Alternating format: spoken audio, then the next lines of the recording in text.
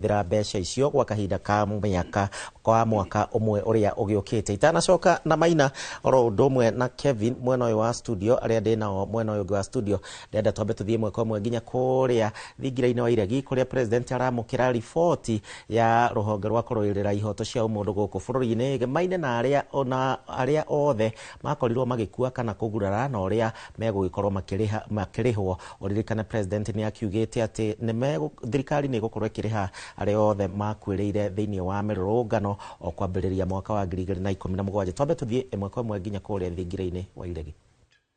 Implement whatever the court has said in the interest of time. So when I assessed, to me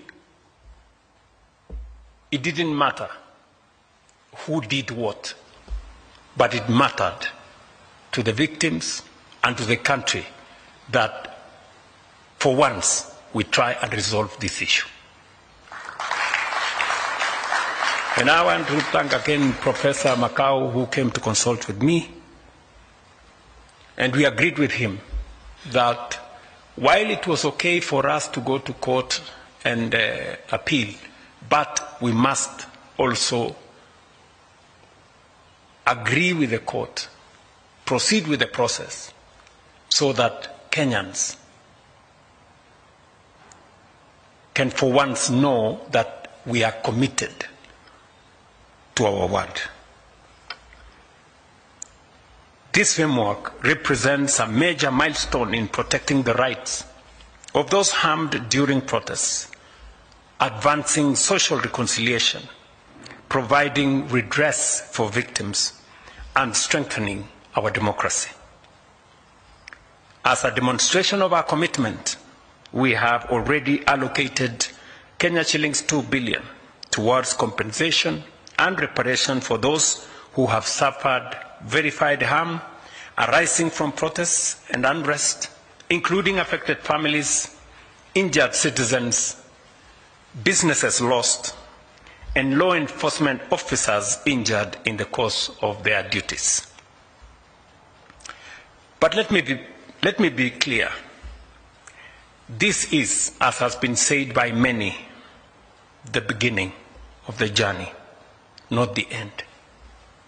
Let me also be clear about what these payments are and what they are not. They are not the price of life, of pain, or of loss. No amount of money could ever be. The Kenya shillings 2 billion we have committed cannot replace a son or a daughter. It cannot restore years and lot of trauma.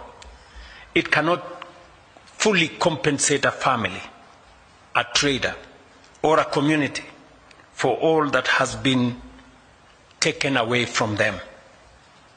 What it does represent is the state's acknowledgement that harm occurred, that victims matter, and that a nation heals by tending to its wounds rather than pretending they do not exist.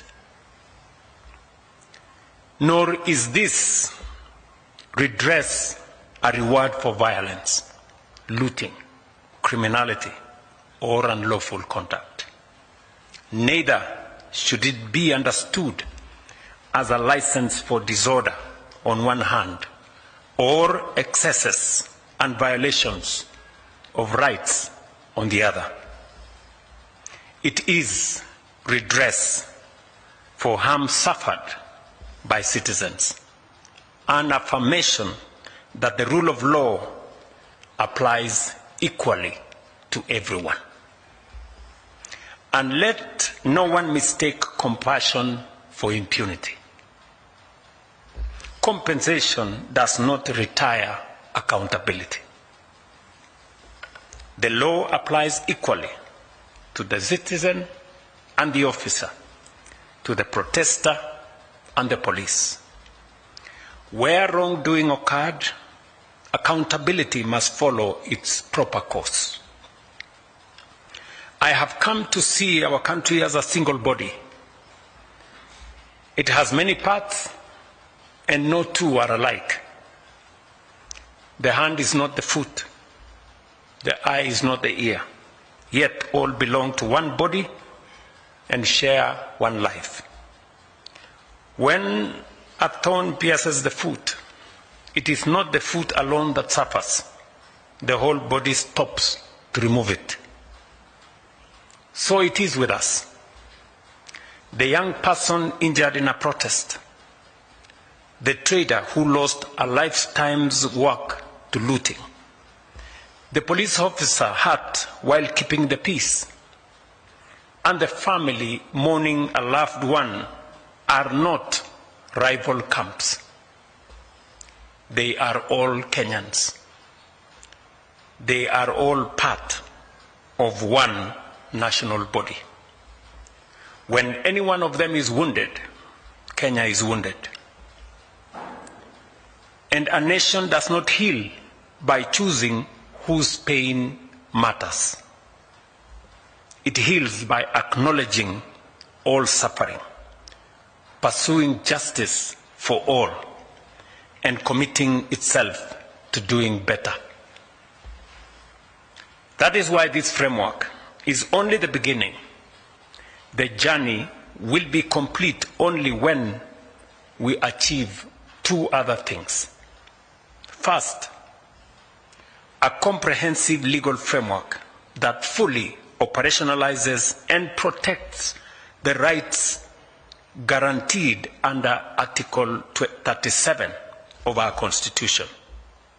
The right to assemble, demonstrate, picket, and petition peacefully. I'm happy that the Kenya Human Rights Commission have undertaken to work with all the stakeholders to develop this law that will operationalize and protect the rights guaranteed under Article 37 of our Constitution. Secondly, to reform. Aya cio nĩ President William Ruto thĩinĩ wa thingira wa iregi na kũrĩa arakĩamũkĩra riboti ĩkĩgemaine na ũrĩhi wa andũ arĩa managurarĩra thĩinĩ wa mĩrũrũngano gũkũ bũrũri-inĩ ũkĩririkana mwaka wa 2024